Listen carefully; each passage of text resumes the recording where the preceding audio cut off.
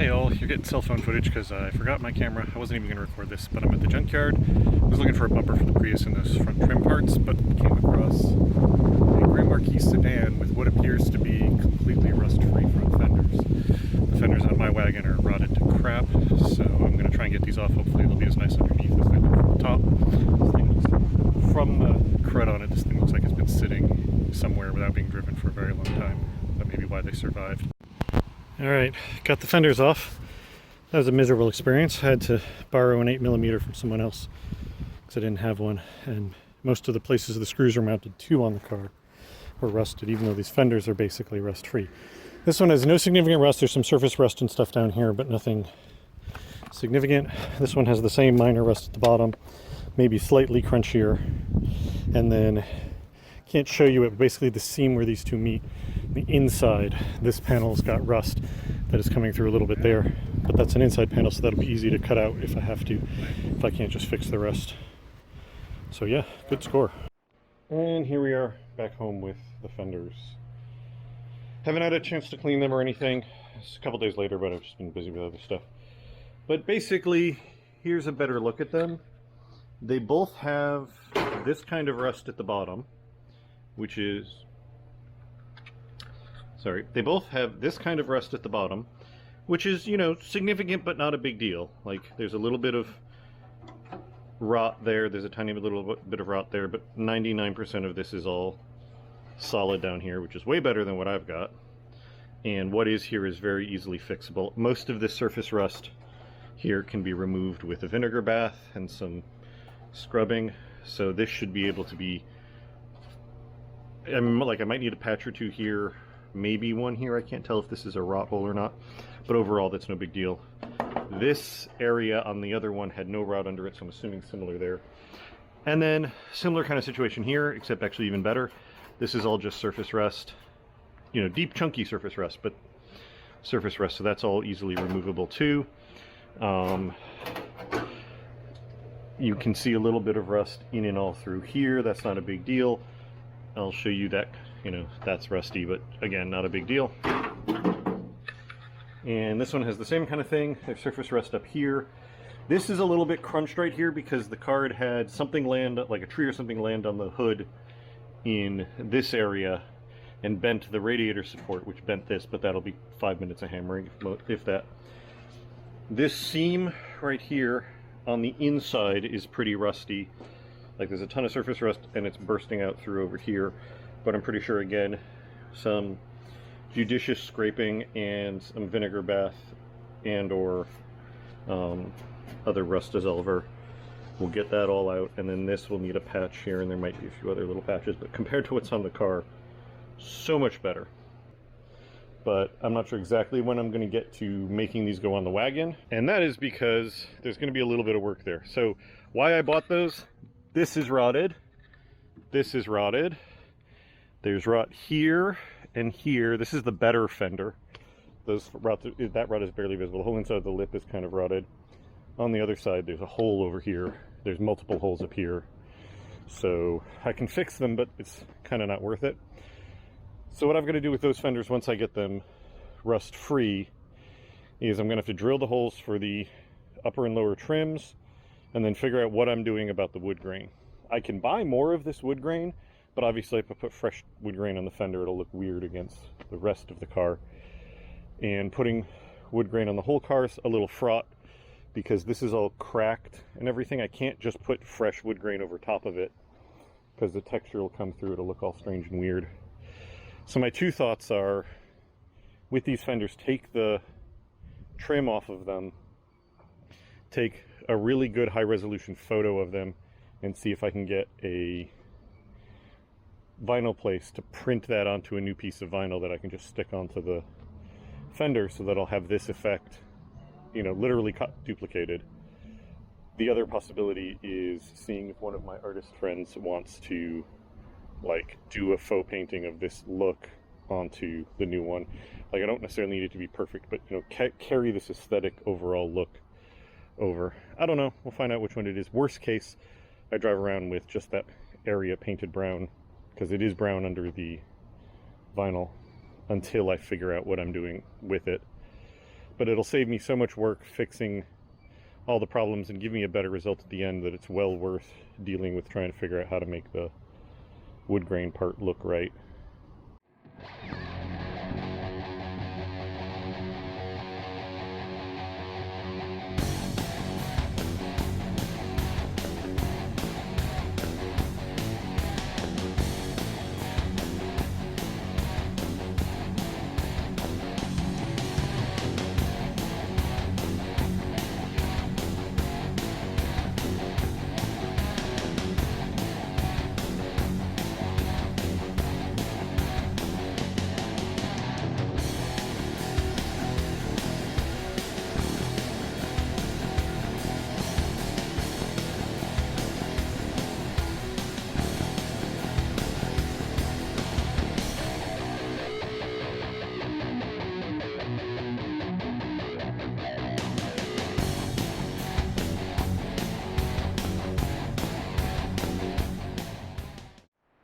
All right, both fenders stripped down. That was kind of a pain in the butt. Bits of weirdness.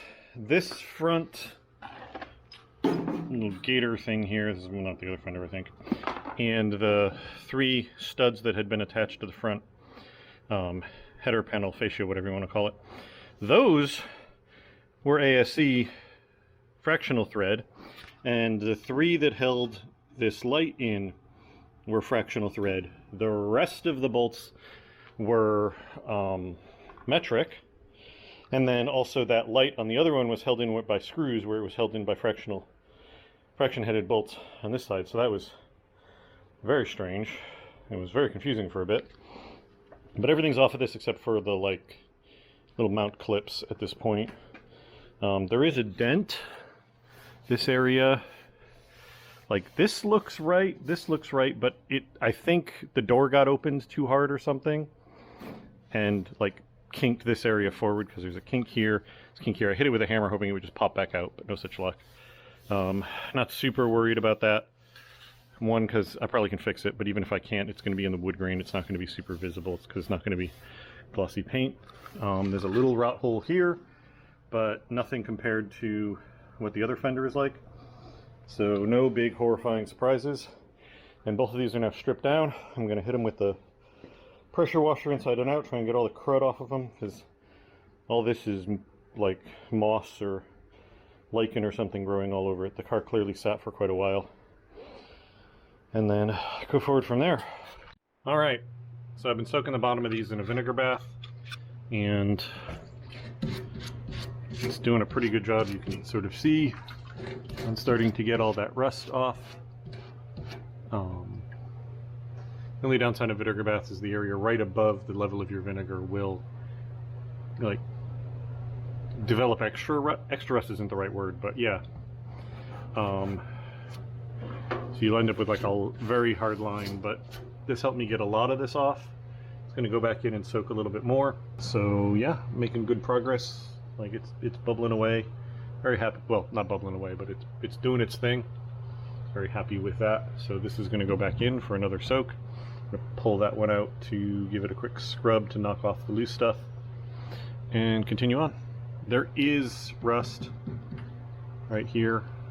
Not surprised. I may find there's a little bit more here than I thought I did, but it's still so much nothing compared to the fenders that are on the car right now. And here's our end result. So you can see all the rust is gone. It's all been cleared out. I think there's still a little bit of rust inside between the 2 panels, just because the ability to circulate the vinegar in there was not as good as it could be. But it's all been neutralized with the baking soda. It's all been cleaned out with water, including blasting water in there, because it turned out there was still crud in there. I think it was stuff that got dislodged by the vinegar, and then blown out so that all the moisture got out of it, and then sprayed with phosphoric acid to neutralize whatever's left, and also put a protective coating on it until I get to it. Obviously, this inner panel is pretty Swiss cheesy, so I'm probably going to replace a whole chunk of this, and but I don't have to worry about replacing like all of it in a perfectly factory original way, because none of this will be visible. So I can do whatever works to make it nice and solid.